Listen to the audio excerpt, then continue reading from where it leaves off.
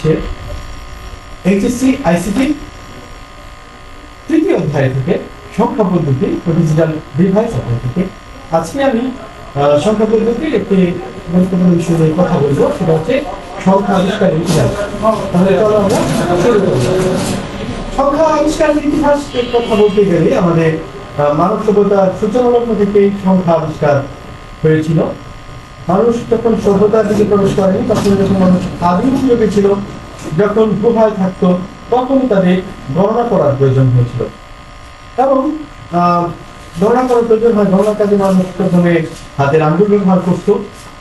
1, 2, 3, 4, 5 এরকম করে হাতের আঙ্গুল ব্যবহার করত, অথবা হাতের মধ্যে যে কর্ম আমরা এটা যেমন 1, 2, 3, 4, 5, 6 এইভাবে গুণে গণনার কাজ করত। তারপর হচ্ছে কখনো তারা কাঠি ব্যবহার করত, তারপর কখনো নুড়ি ব্যবহার করত, আবার কখনো পাথর ব্যবহার করত, আবার কখনো দড়ির ভিট ব্যবহার করত। এভাবে গণনা কার্যক্রম চলতে থাকে। পরবর্তীতে একটা সময় গণনা শেখার প্রয়োজন হয় এবং সেখানে বিভিন্ন চিহ্ন ব্যবহার করা হয়, বর্ণ ব্যবহার করা হয় এবং সংখ্যার প্রচলন শুরু হয়। খ্রিস্টপূর্ব প্রায় 3000 বছর পূর্বে ইজিপশিয়ান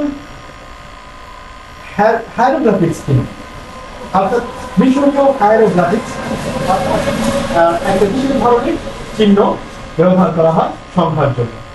তারপর হচ্ছে চিহ্ন বা সংখ্যা পদ্ধতি সর্বপ্রথম গণনার কাজে চিহ্নের প্রচলন শুরু হয় এবং চিহ্নগুলো দশের পাওয়ার হিসেবে ব্যবহার করা শুরু হয়। অর্থাৎ যতই যাবে, অর্থাৎ যতই ডান দিকে বাম দিক থেকে ডান দিকে যাবে, ততই এটা 10 গুণ করে বাড়বে। এরপর সুমেরিয়ান, তারপর হচ্ছে যেটা চলে আসে ব্যাবিলিয়ান নাম্বার সিস্টেমের উদ্ভব হয় খ্রিস্টপূর্ব 3000 বছর পূর্বে। এবং নাম্বার সিস্টেমের ভিত্তি ছিল 7। প্রত্যেকটা নাম্বারই এক একটা ভিত্তি থাকে এবং যে নাম্বারটির ভিত্তি ছিল 7, এটা সুমেরিয়ান এবং ব্যাবিলিয়ান নাম্বার সিস্টেমের এটা ছিল ভিত্তি। তারপর খ্রিস্টপূর্ব 2500 বছর পূর্বে চাইনিজ নাম্বার সিস্টেম উদ্ভব হয় এবং যা সামান্য পরিবর্তন হয়েছে। পরবর্তীকালে পর্যায়ক্রমে গ্রিক নাম্বার এবং রোমান নাম্বার 500 খ্রিস্টাব্দে খ্রিস্টপূর্ব 500 এটা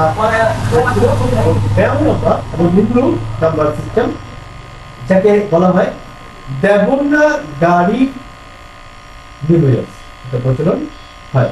হিন্দু নাম্বার সিস্টেম শূন্য থেকে উদ্ভব হয় এবং শূন্যের যে আবিষ্কার এটা ভারতবর্ষে হয়েছিল এবং আধুনিক নাম্বার সিস্টেম হিন্দু আরবীয় নাম্বার পদ্ধতি হিসেবে প্রচলিত। আশা করি তোমাদেরকে সংখ্যা পদ্ধতি শুরু করার সংখ্যা আবিষ্কার ইতিহাস সম্পর্কে তোমাদেরকে সক্ষম হয়েছি। আশা করি তোমাদের কাছে ভালো লেগেছে। যদি ভালো লেগে থাকে তাহলে তোমরা বেশি বেশি করে বন্ধুদের সাথে শেয়ার করবে, যাতে তারা এই বিষয়টি সম্পর্কে জানতে পারে। সকলে সুন্দর, সুস্থ ও মঙ্গলময় জীবন কামনা করে আজকের মতো শেষ করছি। ধন্যবাদ সবাই।